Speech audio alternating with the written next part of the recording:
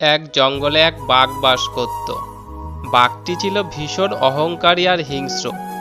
বনের পশু পাখিদের ধরে ধরে খেয়ে ফেলত। তাই বনের পশু পাখিরা সবসময় ভয়ে ভয়ে থাকত। কারোর মুখে কোনো হাসি ছিল না। সবাই মনমরা হয়ে চুপচাপ বসে থাকত আর মনে মনে মৃত্যুর প্রহর গুনত।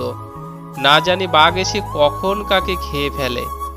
একদিন সেই জঙ্গলেরই পাশ দিয়ে গান গাইতে গাইতে যাচ্ছিল এক শেয়াল। যেতে যেতে পথে পূর্ণিমা রাতে চাঁদ উঠেছিল গগনে। গান বন্ধ করো শিয়াল ভাই, এই পথে গান গাওয়া যায় না। কেন বানর বন্ধু? এই বনে একটি অত্যাচারী বাঘ আছে, তার কানে যদি গানের আওয়াজ যায় তাহলে ধরে তোমাকে খেয়ে ফেলবে।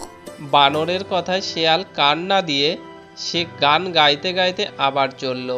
আর যেতে যেতে দেখা হয়ে গেল এক টুনি পাখির সাথে। এই জঙ্গলে গান গেও না ভাই। কেন টুনি বন্ধু? এই জঙ্গলে একটি অত্যাচারী বাঘ আছে, সে তোমার গানের আওয়াজ শুনতে পেলেই তোমাকে ধরে খেয়ে ফেলবে। পরপর দুইজন একই কথা বলায় শেয়াল চিন্তায় পড়ে গেল।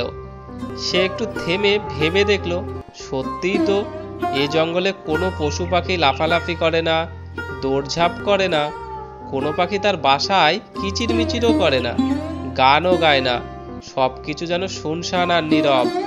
চালাক শিয়াল তখন বুঝতে পারল নিশ্চয়ই জঙ্গলে অত্যাচারী বাঘ আছে। সে চিন্তা করলো এই অত্যাচারী বাঘকে কিভাবে সাজা দেওয়া যায়। হঠাৎই তার নজর গেল তার সামনে একটা কুয়োর উপরে। কুয়ো দেখে তার মাথায় একটা বুদ্ধি এলো। সে টিয়া পাখিকে বলল, বাঘ কোথায় থাকে টিয়া বন্ধু? শেয়ালের এই কথা শুনে টিয়া পাখির বুক শুকিয়ে গেল আর বলল, কেন শিয়াল ভাই? আমি তার কাছে যাব। বলো কি, কাছে গেলেই তো তোমাকে খেয়ে ফেলবে। সে আমি দেখব, তুমি আমাকে বাঘের কাছে নিয়ে চলো। টুনি তখন শেয়ালকে বাঘের আস্তানা দেখিয়ে দিল। বাঘের সামনে যে শেয়াল কান্না শুরু করলো। শেয়ালের কান্না শুনে বাঘ গুহার ভিতর থেকে বাইরে বেরিয়ে এলো। এই শেয়াল, তোর এত বড় সাহস, তুই কিনা আমার বাসার সামনে এসে কান্না করছিস? কান্না করছি কি আর সাধে বাঘ মামা? তো কান্না করছিস কেন? কান্না করছি আমি তোমার দুঃখের কথা ভেবে। কি বলতে চাস তুই? স্পষ্ট করে বল। তুমি হলো আমাদের এই জঙ্গলের রাজা। তুমি আমাদের খাও, যেমন খুশি তেমন করো, আমাদের কোনো আপত্তি নেই। কিন্তু কোথা থেকে এক বাঘ এসেছে এই জঙ্গলে, সে বলছে সেই নাকি এই জঙ্গলের রাজা। এখন থেকে সে আমাদের ধরে ধরে খাবে। এ কথা শুনে বাঘ তো বেজায় রেগে গেল। কি কি বললি তুই? কোথায় সেই বাঘ? আমার রাজ্যে এসে এত বড় কথা? মামা, সে জঙ্গলের মুখে একটা কুয়ো আছে, ওই কুয়োর মধ্যে বসে আছে। তাহলে চল দেখি ভাগ্নে, সে কত বড় বাঘ। তারপরে শেয়াল বাঘকে সেই কুয়োর পাশে নিয়ে গেল। আর বাঘ চারিদিকে তাকিয়ে বলল, কই, আমি তো আশেপাশে কাউকে দেখতে পাচ্ছি না। কোথায় সেই বাঘ? মামা, সত্যিই তুমি এখনো বোকা থেকে গেলে। শত্রু কি কখনো সামনাসামনি দাঁড়িয়ে থাকে? তবে ওই কূপের মধ্যে লুকিয়ে আছে।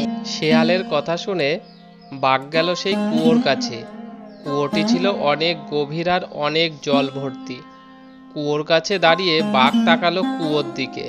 শেয়ালের কথা তো একেবারে সত্য, জলের নিচে লুকিয়ে আছে মস্ত বড় বাঘ।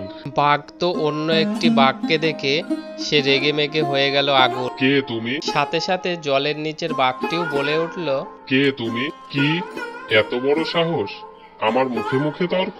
কি এত বড় সাহস আমার মুখে মুখে তর্ক?